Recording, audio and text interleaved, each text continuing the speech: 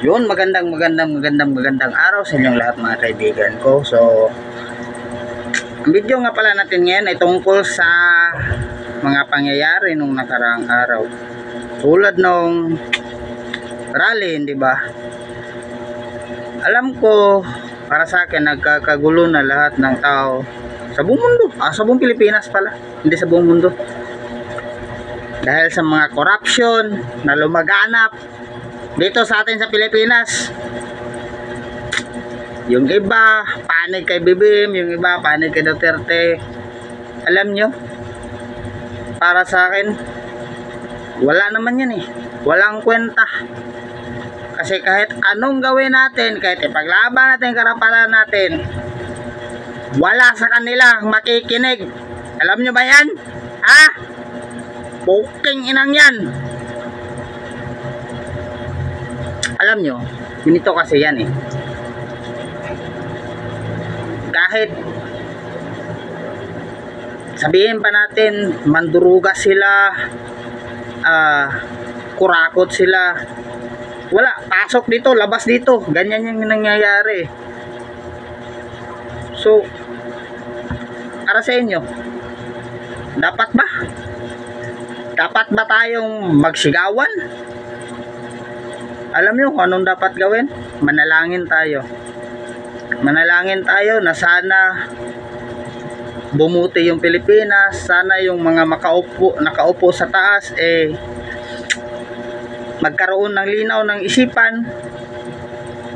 Lumambot yung mga puso nila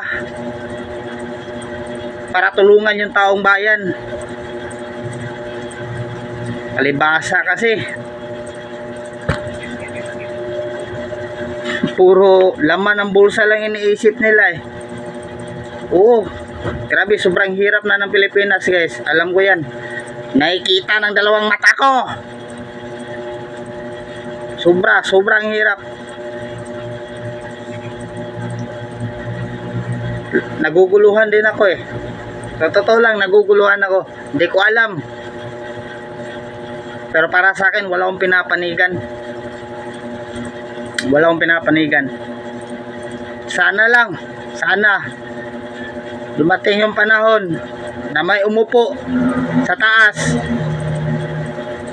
upang baguhin yung Pilipinas, iahon yung Pilipinas. Puking inang yan. Sobrang hirap na. Sobrang hirap. Pasensya na kayo guys ha. Maglalabas na ako ng sama ng loob. Ganun lang. Sobrang mahal ang bilihin. Tapos yung sahod ng mga tao andito. Yung bilihin andito. Asan yung hustisya? Alang ya.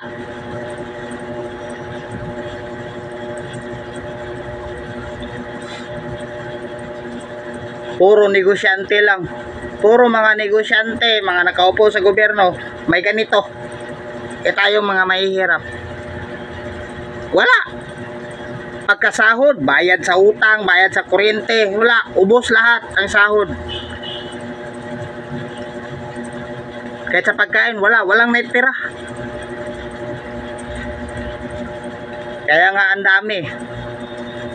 daming gumagawa ng mga kalukuhan, ang daming gumagawa ng masasamang gawain dahil sa kahirapan ng Pilipinas.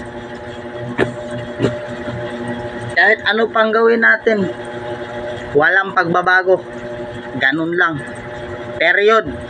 Paalam.